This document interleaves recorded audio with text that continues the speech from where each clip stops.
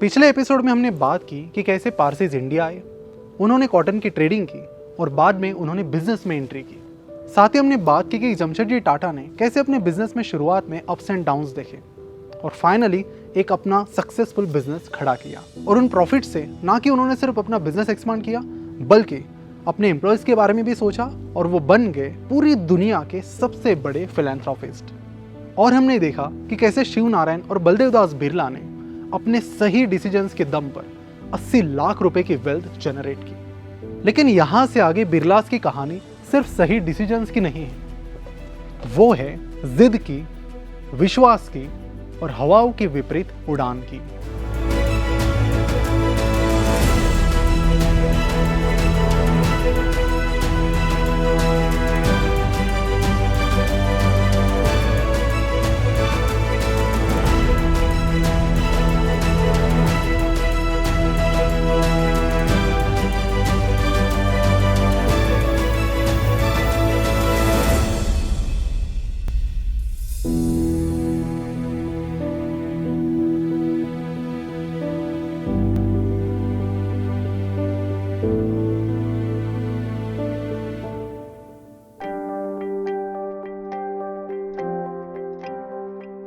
ये कहानी 1910 के दशक की है, जब एक लड़का अपना बिजनेस आइडिया लेकर एक ब्रिटिश बिजनेस एग्जीक्यूटिव के पास चला जाता है। उस लड़के का ऐसा मानना होता है कि ब्रिटिशर्स के पास बिजनेस करने की बेहतर टेक्निक्स हैं और यही सोचकर वो उनसे मिलने चला जाता है। जब वो लिफ्ट में एंटर करता है तो कुछ ब्रिटिशर्स उन्हें कहते हैं कि शायद तुमने बाहर जो बोर्ड लिखा है वो देखा नहीं है, और ये कहकर वो उस लड़के को लिफ्ट से बाहर निकाल देते हैं। बाहर निकलते ही वो लड़का उस बोर्ड को पढ़ लेता है जहां पर लिखा हुआ होता है कि Indians and dogs are not allowed. ये देखकर उस लड़के को बहुत बुरा लगता है। ये लड़का अकेला नहीं था जिसके साथ ये चीज हुई। जब ब्रिटिशर्स ने इंडिया छोड़ा तब इंडिया में 500 से ज्यादा जगह पर इस तरह के बोर्ड्स थे। ये चीज उस लड़के के दिल पर लगती है, लेकिन इसके बावजूद भी वो लड़का सीढ़ियों से ऊपर जाता है। जैसे ही वो लड़का उस ब्रिटिश एग्जीक्यूटिव के ऑफिस में एंटर करने वाला होता है तभी उसे एक आवाज सुनाई देती है, I have no time to waste in that good for nothing black bastard। अब पानी सर के ऊपर जा चुका है। गुस्से में वो लड़का वहां से उस एग्जीक्यूटिव को मिले बिना ही बाहर निकल आता है और उसके बाद जो हुआ उसने इतिहास रच दिया। उस लड़के का नाम था घनश्याम दास बिरला, बलदेव दास बिरला के बेटे और शिव नारायण बिरला के पोते।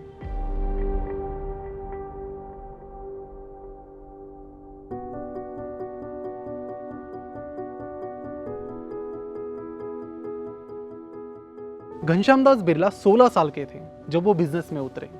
शुरुआत में उन्होंने अपने पिता का जूट ट्रेडिंग का बिजनेस ज्वाइन किया, लेकिन जल्द ही उन्हें समझ में आया कि जूट ट्रेडिंग के बिजनेस में मैन्युफैक्चरर्स पर बहुत ज़्यादा डिपेंडेंसी है। अगर कल जाके मैन्युफैक्चरिंग बिजनेस में कुछ कम ज़्यादा हो जाता है तो उसका सीधा असर उनके ट्रेडिंग बिजनेस पर होगा। और जमशेदजी टाटा की तरह ही उन्हें भी ये बात बहुत अच्छे से समझ में आई कि असली वेल्थ ट्रेडिंग में नहीं बल्कि मैन्युफैक्चरिंग में है। और इसीलिए ये बात समझाने के लिए सबसे पहले वो अपने पिता के पास चले गए। नहीं घनश्यो, मैन्युफैक्चरिंग एक शैतान की तरह होती है। यदि तुम इसे काबू में नहीं कर सके तो ये तुम्हें ही खा जाएगी। ये रिप्लाई था बलदेव दास बिरला का। घनश्याम दास ने अपने पिता को बहुत समझाने की कोशिश की लेकिन वो नहीं माने, जिसके बाद उन्होंने सोचा कि फिर कभी इसके बारे में बात करेंगे। लेकिन इसी बीच उन्होंने अपनी रिसर्च और स्टडी जारी रखी और इसी चीज को लेकर वो इस ब्रिटिश एग्जीक्यूटिव को मिलने गए थे, क्योंकि वो British executive jute mill owners association का एक मेंबर था। लेकिन उस इंसल्ट के बाद उन्होंने सोच लिया था कि चाहे कुछ भी हो जाए अब तो जूट मैन्युफैक्चरिंग शुरू करनी ही है। इसके बाद उन्होंने अपने पिता को बिना बताए ही अपने एक मैनेजर ज्वाला प्रसाद के साथ मिलकर जूट मिल बनाने की शुरुआत की। इसके लिए ज्वाला प्रसाद ने एक बहुत अच्छी जमीन भी ढूंढी और उस जमींदार से बात भी की, और वो जमीन जूट मिल के लिए इतनी अच्छी थी कि घनश्याम दास उसके लिए ज्यादा रेट देने के लिए भी तैयार हो गए। वो डील लगभग पूरी हो ही गई थी, लेकिन जूट मिल एसोसिएशन के कुछ ब्रिटिश मेंबर्स को इसके बारे में पता चला और उन्होंने एक उभरते इंडियन बिजनेसमैन को दबाने के लिए उस जमींदार पर प्रेशर डाला कि तुम्हें यह डील कैंसिल करनी है। और एन मौके पर उस जमींदार ने वो डील कैंसिल कर दी। घनश्याम दास बिरला इस पूरी चीज से खुश नहीं थे, साथ ही उनके फैमिली से भी प्रेशर आ रहा था कि वो इस चीज में हाथ ना डालें। लेकिन घनश्याम दास बिरला भी द्वारकानाथ टैगोर की तरह कहाँ हार मानने वाले थे। वो लगे रहे और उन्होंने ज्वाला प्रसाद की मदद से दोबारा जमीन की तलाश शुरू की और फाइनली उन्हें कलकत्ता में एक अच्छी ज़मीन मिली और 1919 में उन्होंने वहाँ पर जूट मिल सेटअप करना शुरू किया। लेकिन यहाँ पर एक और चैलेंज उनके लिए इंतज़ार कर रहा था और वो था अनस्किल्ड लेबर, जिसके चलते घनश्याम दास को ना चाहते हुए भी एक स्कॉटिश पर्सन पीटरसन को हायर करना पड़ा एज अ सुपरवाइजर। उस पर्सन की मदद से घनश्याम दास ने यह समझने की कोशिश की कि जूट की प्रोसेसिंग कैसे करते हैं, लेकिन पीटरसन को ये शक था कि अगर घनश्याम दास ये चीज़ सीख जाते हैं तो वो मुझे रिप्लेस कर देंगे। इसीलिए पीटरसन उन्हें जूट प्रोसेसिंग की टेक्निक सिखाने के लिए तैयार नहीं था। तभी ज्वाला प्रसाद ने पीटरसन को ऑब्जर्व करना शुरू किया और ऑब्जर्व करते करते जूट प्रोसेसिंग समझना शुरू किया। साथ ही ज्वाला प्रसाद ने जूट प्रोसेसिंग से रिलेटेड कुछ बुक्स खरीद ली थी वहाँ के एक सेकंड हैंड बुक शॉप से, जो कि उन्हें बहुत मुश्किल से मिली थी। ये लर्निंग चली रही थी, तभी उन्हें जूट मिल में और ज़्यादा कैपिटल की ज़रूरत पड़ी।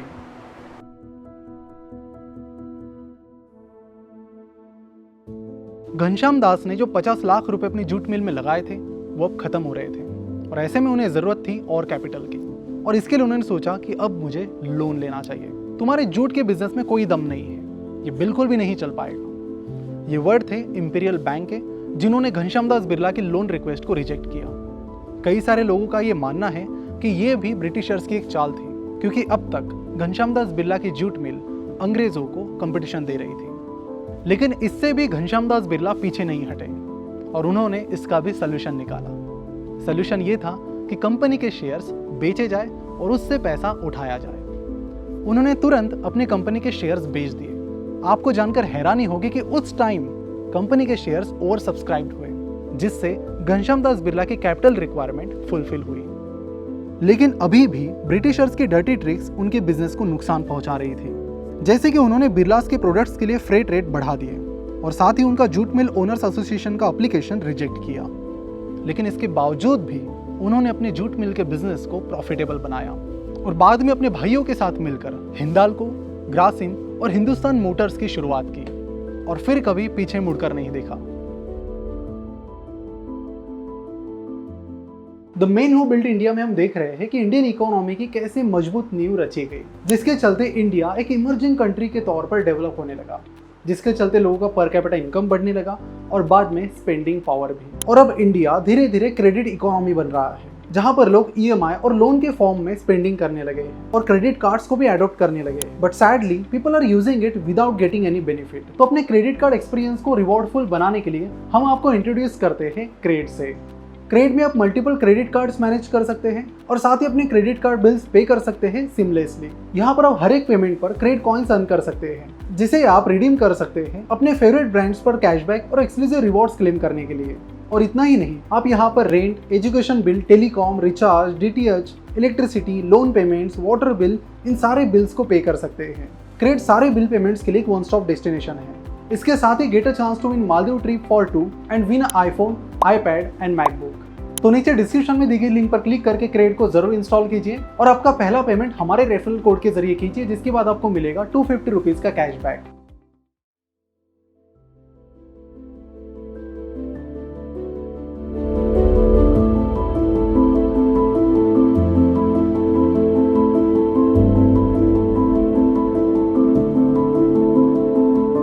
सिर्फ बिजनेस ही नहीं, जीडी बिरला ने भारत को नोबेल प्राइज लाने में भी मदद की। ये बात तब की है जब सर सीवी रमन लाइट से रिलेटेड एक एक्सपेरिमेंट कर रहे थे, जिसके लिए उन्हें कुछ इक्विपमेंट्स की जरूरत थी, लेकिन उन्हें खरीदने के लिए उनके पास पैसे नहीं थे। तो किसी ने उन्हें सुझाव दिया कि वो घनश्याम दास बिरला के पास जा सकते हैं, लेकिन इस चीज के लिए सर सीवी रमन थोड़ा हिचकिचा रहे थे। फिर भी अपनी जरूरत को महसूस करते हुए उन्होंने घनश्याम दास को एक लेटर लिखा, जिसमें उन्होंने बताया कि मुझे स्पेक्ट्रोग्राफ खरीदने के लिए 22,000 रुपए की जरूरत है।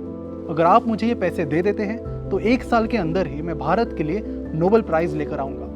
22,000 रुपए उस टाइम एक बहुत बड़ी अमाउंट थी, लेकिन घनश्याम दास बिरला ने सर सीवी रमन के कॉन्फिडेंस को देखकर 2 मिनट भी नहीं लगाए 22,000 रुपए भेजने में। इस इक्विपमेंट की मदद से उन्होंने रमन इफेक्ट की खोज की, जिसके लिए 1930 में उन्हें नोबेल प्राइज मिला। सिर्फ यही नहीं, घनश्याम दास बिरला भारत की आज़ादी में भी साथ खड़े रहे। भारत के कई सारे सोशल वेलफेयर प्रोग्राम्स को उन्होंने फंड किया। साथ ही उन्होंने कई रिवोल्यूशनरीज को फाइनेंशियल सपोर्ट भी दिया और उन्होंने काफी सारा रिलीजियस वर्क भी किया। किसी के लिए भी गैरों से लड़ना मुश्किल होता है और उससे भी ज्यादा मुश्किल होता है अपनों से लड़ना, और घनश्याम दास बिरला ने ये दोनों भी लड़ाइयां बखूबी जीती।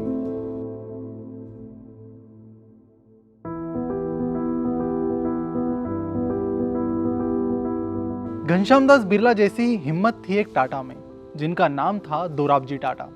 बैंक्रप्सी के बहुत नजदीक जाने के बावजूद भी इन्होंने हिम्मत नहीं हारी और वहां से वापसी की।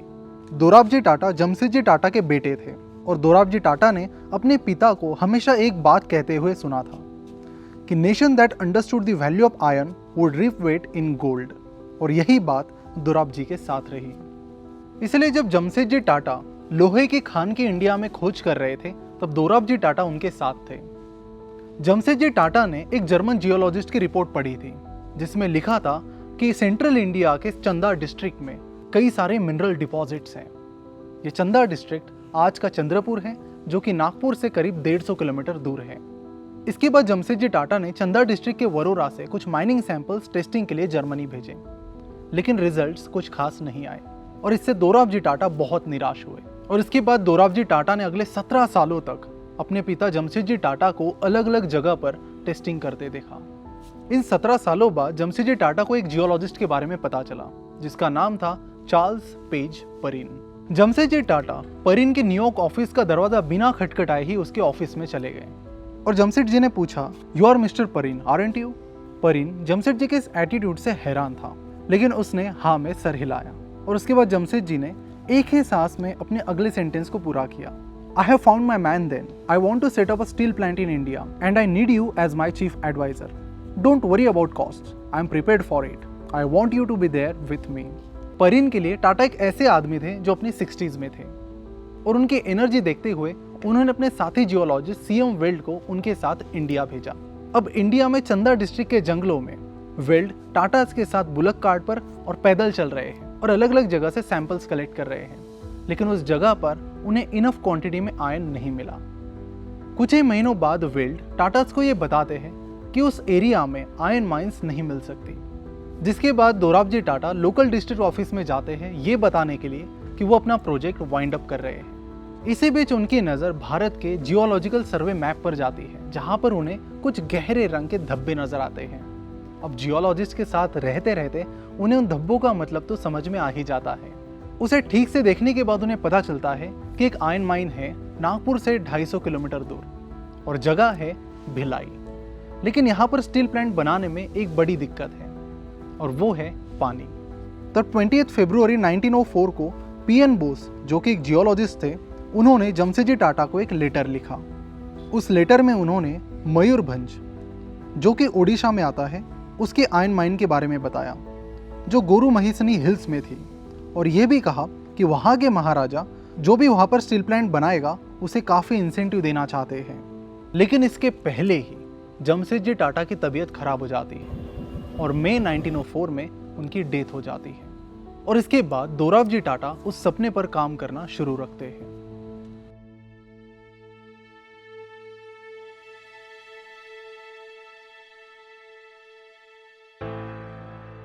जमशेदजी टाटा एक ऐसे विजनरी थे जिन्होंने आयरन माइंस के लिए 17 साल इंतजार किया था और उनमें करेज था वर्ल्ड क्लास इंडस्ट्री बनाने का, और इस विजनरी के सपने को दोराबजी टाटा ने जिंदा रखा। दोराबजी ने वेल्ड को उनकी टीम के साथ मयूरभंज भेजा और देखा कि वहां पर काफी बड़ी मात्रा में लोहे की खान है, और उसके बाद दोराबजी टाटा ने 1907 में उस खान से 150 किलोमीटर दूर साकची में अपना पहला स्टील प्लांट शुरू किया, जिसका नाम आगे चलकर जमशेदजी टाटा पर जमशेदपुर रखा गया। दोराबजी टाटा ने जमशेदपुर बिल्कुल वैसा ही बनाया था जैसा जमशेदजी टाटा ने उन्हें बताया था। दोराबजी टाटा ने जल्द ही स्टील प्लांट को प्रॉफिटेबली चलाया, लेकिन इसी स्टील प्लांट ने उन्हें जल्द ही बैंक्रप्सी के करीब लाया।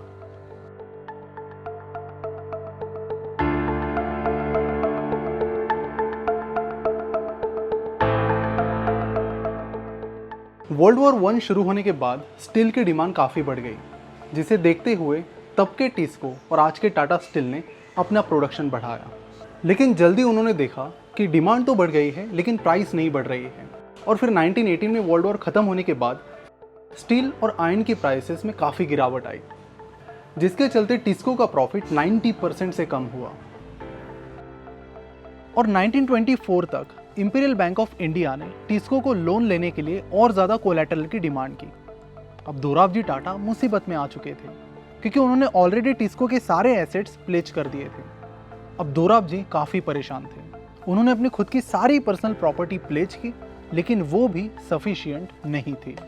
और उन्होंने सोचा कि स्टील प्लांट को बंद करने के अलावा और कोई भी ऑप्शन नहीं है। अब इस कठिन समय में लेडी मेहरबाई टाटा, जो कि दोराबजी टाटा की वाइफ थी, उन्होंने यहाँ पर मदद की और अपनी सारी ज्वेलरी उन्होंने बैंक के पास प्लेज कर दी, जिसमें एक 275 कैरेट का हीरा था, जो 105 कैरेट के कोहिनूर हीरे से भी ज़्यादा बड़ा था। और कहा जाता है कि दुनिया के सबसे बड़े 7 हीरो में से ये सबसे अच्छा तराशा गया है। इस डायमंड ने उस दिन पूरी टाटा स्टील को बचाया। इस डायमंड की स्टोरी यहीं तक सीमित नहीं है। आगे चलकर इस डायमंड को बेचकर टाटा कैंसर हॉस्पिटल बनाया गया। ऐसा कहा जाता है कि दुनिया का अकेला ऐसा डायमंड है जिससे सबसे अच्छा काम हुआ है।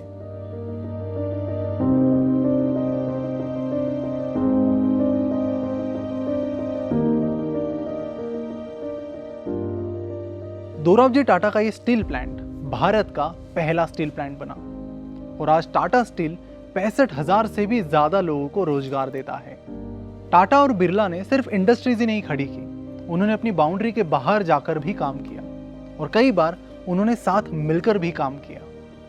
आज़ादी के 3 साल पहले यानी 1944 में उन्होंने एक पैम्पलेट पब्लिश किया जिसका नाम था बॉम्बे प्लान, और इसे कई सारे लोग टाटा बिरला प्लान के नाम से भी जानते थे। ये एक 10,000 करोड़ का इकोनॉमिक प्लान था जिसकी शुरुआत टाटा, बिरला और 6 और लोगों ने की थी, जिसका गोल था पूरे इंडिया को डेवलप करना। चाहे द्वारकानाथ टैगोर हो, जमशेदजी टाटा या फिर घनश्याम दास बिरला, इन्होंने कभी भी सिर्फ प्रॉफिट के लिए बिजनेस नहीं किया। इनका गोल था नेशन बिल्डिंग का, और नेशन को बिल्ड करने के लिए वो हमेशा 2 कदम आगे बढ़े। लेकिन ये नेशन बिल्डर सिर्फ इतने ही नहीं है, और भी है जिनके बारे में हम अगले सीजन में बात करेंगे। तो फिर मिलते हैं।